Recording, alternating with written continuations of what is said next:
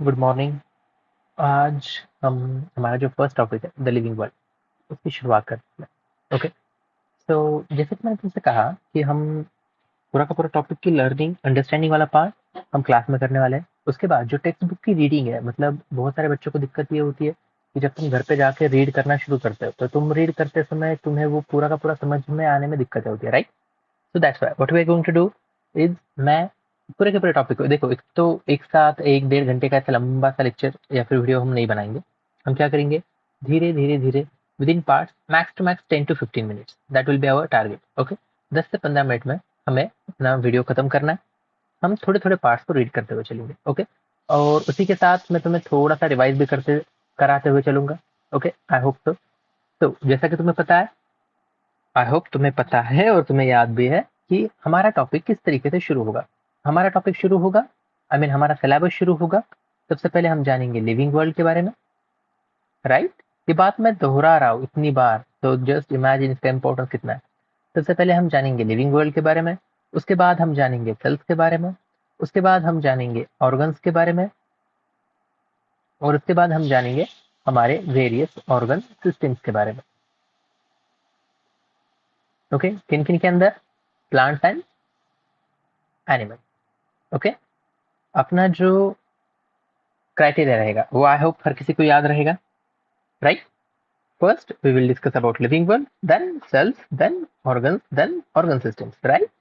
Okay, हम ये पहले लेक्चर में देख चुके हैं। Okay, so now we will start with our discussion, main discussion about living world. Okay, so can you recall, हमेशा याद रखना जब भी तुम ये कैन यू रिकॉल वाले सवाल देखते हो तो इन सवालों को एकदम ज्यादा सीरियसली लेना, इन्हें समझना, क्योंकि ये सवाल तुम्हारी जो अंडरस्टैंडिंग है वो अंडरस्टैंडिंग को बढ़ाने में तुम्हारी बहुत ज्यादा हेल्प करेंगे। Okay, so what we will do, we will start with the question, can you recall? Okay, so let's start with the first question, and that is,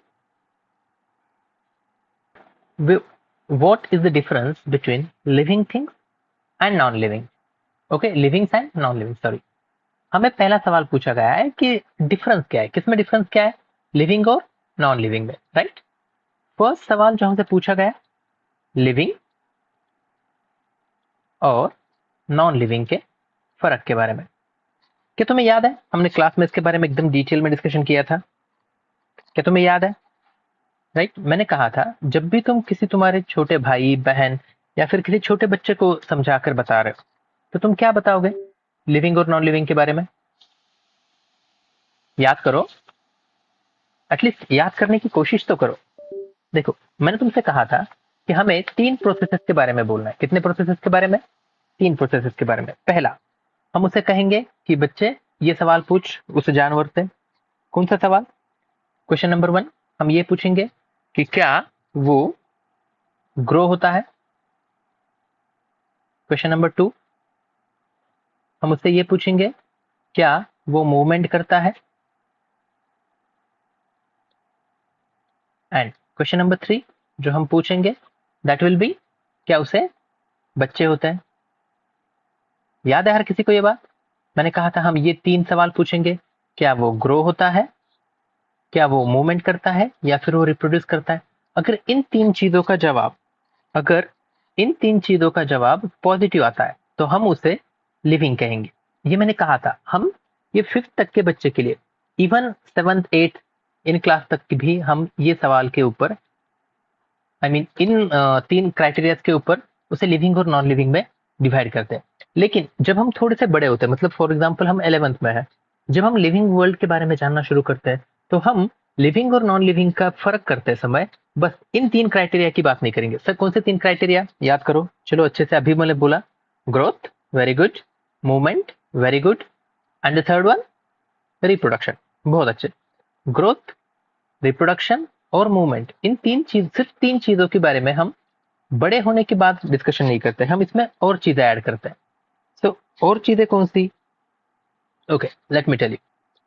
first we will discuss about growth, metabolism, reproduction, catabolism, metabolism की ही 2 part, catabolism and anabolism. Okay, things like that.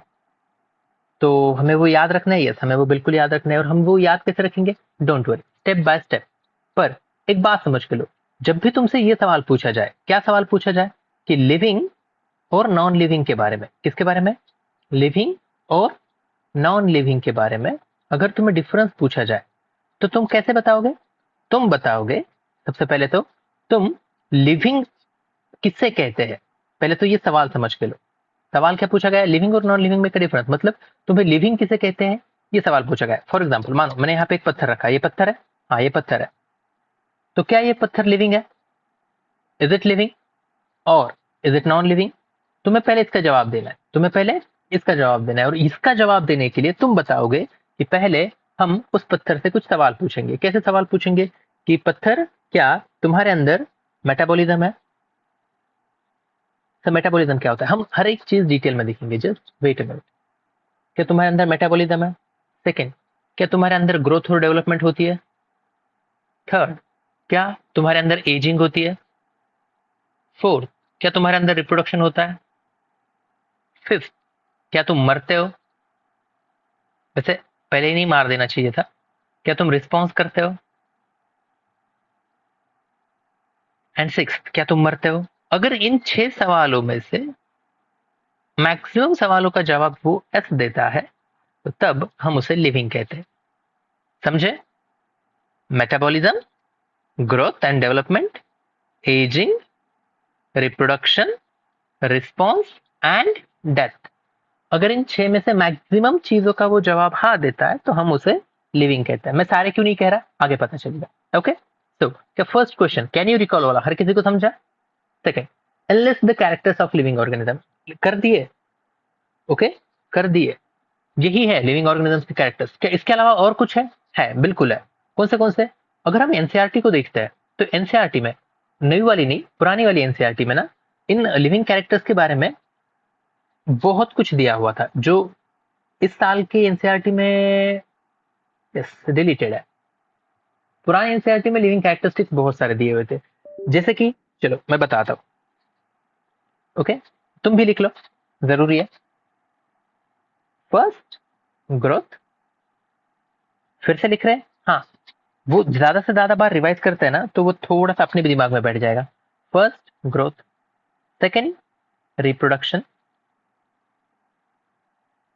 Third, homeostasis. Sir homeostasis क्या होता है? अ, अपना ना एक topic रहेगा, excretion and regulation, तब मैं तुम्हें बता दूंगा होम्योस्टैसिस क्या होता है। ओके, बस अभी के लिए याद रखो कि होम्योस्टैसिस भी नाम की कोई चीज होती है। Metabolism, that is the fourth one. Fifth, cellular organisation. Wow, characters तो बढ़ते जा रहे हैं। सिक्स, रिस्पॉन्स या फिर कॉन्शियसनेस। Seventh, adaptation. देखो, क्या सिर्फ यही 7 है? नहीं, कैसे ज्यादा है? हाँ, तो फिर हमें कौन से याद रखने? देखो ऐसा, ये याद रखने वो याद रखने ऐसी बात मत करो। हम क्या करते हैं, सिंपली हम जितना हो सके उतना उन चीजों को अंडरस्टैंड करके चलते हैं। अगर मैं अपने क्लास के किसी भी बच्चे से सवाल पूछूं तो क्या तुम में से हर किसी को ये सारे के सारे कैरेक्टर समझे हुए हैं, अपार्ट फ्रॉम होम्योस्टैसिस? क्योंकि मुझे याद आया मैंने होम्योस्टैसिस क्लास में भी नहीं बताया था। ओके, बट क्या बाकी सारे कैरेक्टर्स हर किसी को पता है? ओके, सो अभी के लिए हम बस इनलिस्ट कर रहे हैं, मतलब हम सब सिर्फ बता रहे हैं कि कौन से कैरेक्टर्स है। Growth, reproduction, homeostasis, metabolism, cellular organisation, response और कॉन्शियसनेस एंड एडेप्टेशन। क्या हमने सेकंड सवाल का जवाब दे दिया? Yes. Now third, whether all organisms are similar. क्या सारे के सारे ऑर्गेनिजम्स एक जैसे होते हैं? नहीं, बिल्कुल नहीं। तो फिर उनमें क्या फर्क होता है? देखो, ऑर्गेनिजम्स में साइज से लेके, किससे लेके? साइज से लेके, नंबर ऑफ सेल्स से लेके, जस्ट में तो थोड़ा सा स्क्रॉल कर लेते हैं लिखने में आसानी हो। देखो, हमने 10th में देखा था, क्या देखा था? कुछ जानवर यूनिसेल्युलर है, नॉट जानवर, जानदार, कुछ जानदार लिविंग थिंग्स यूनिसेल्युलर है, कुछ मल्टीसेल्युलर है, राइट? Do you remember? कुछ प्रोकैरियोटिक है, कुछ यूकैरियोटिक है। इनके अंदर अलग अलग ग्रेड्स ऑफ ऑर्गेनाइजेशन होते हैं, मतलब cellular level, tissue level, organ system level. Do you remember all this things? Okay, इसके अलावा एनिमल्स के अंदर बहुत सारे हमें क्लासेस देखने को मिलते हैं, ऑर्डर्स देखने को मिलते हैं। तो ऐसा नहीं होता है कि सारे के सारे ऑर्गेनिजम्स बिल्कुल भी सिमिलर नहीं होता है। ओके, हमें ऑर्गेनिजम्स के अंदर बहुत ज्यादा डाइवर्सिटी देखने को मिलती है। कितनी डाइवर्सिटी देखने को मिलती है? बहुत ज्यादा। और अगर तुम्हें याद होगा, हमने 8th की बुक में देखा था कि हमें 8.7 मिलियन टाइप के स्पेसीज दुनिया में, 8.7 मिलियन टाइप्स ऑफ स्पेसीज, ये वर्ड मैंने क्लास में बहुत बार समझाया है। मतलब भले ही हमारी पॉपुलेशन दुनिया की 7 बिलियन हो, बट ये 7 बिलियन सिर्फ एक टाइप है। हम इंसान एक टाइप के स्पेसीज है। कौन सी? होमो सेपियंस, स्मॉल चाहिए, होमो सेपियंस। हम एक स्पेसीज है। इसी तरीके के दुनिया में कितने स्पेसीज है? 8.7 मिलियन स्पेसीज है। ओके, आई होप कि तुम्हें ये थर्ड वाला क्वेश्चन भी समझ में आ गया होगा, living world can you recall वाला। ओके, सो हम ये इंट्रोडक्शन वाला पार्ट इस वीडियो में करते हैं। इसके बाद का जो बेसिक प्रिंसिपल्स ऑफ लाइफ है वो हम नेक्स्ट वीडियो में करेंगे। Planet Earth is made up of abiotic and biotic components. अब सबसे पहला सवाल, अबायोटिक एंड बायोटिक, चलो याद करो, क्या मैंने तुम्हें बताया था? बायो, इस वर्ड की मीनिंग क्या होती है? लाइफ। बायो मतलब क्या? लाइफ। वेरी गुड, बायो मतलब लाइफ। तो एक बात बोलो, अगर बायो इस वर्ड की मीनिंग लाइफ होगी, तो अबायोटिक मतलब क्या? Very good, non living. Abiotic मतलब क्या? Non living. बहुत अच्छे, अबायोटिक यानी non living. Nice nice nice. Okay, तो अबायोटिक यानी नॉन लिविंग,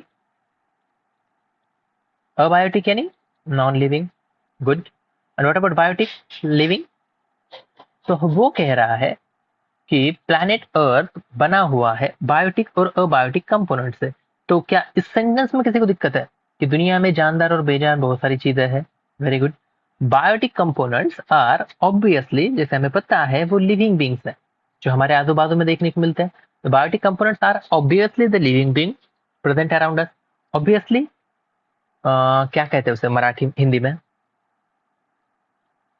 यार गूगल कर लो। ओके, ऑब्वियसली के लिए हिंदी में एग्जैक्ट वर्ड मुझे याद नहीं आ रहा है, बट ये तो है ही ना कि इस सेंस में कहा जाता है। The question is why do we call them living and how do they differ from non living. देखा, अपने फर्स्ट लेक्चर की एंडिंग ये हो रही है कि आखिर हम लिविंग और नॉन लिविंग को सेपरेट कैसे करते हैं। ओके, तो सेकंड लेक्चर में हम वही बेसिक प्रिंसिपल्स ऑफ लाइफ, मतलब लिविंग और नॉन लिविंग किस तरीके से तय होता है, इसके बारे में बात करेंगे। Okay, so have a great day, bye.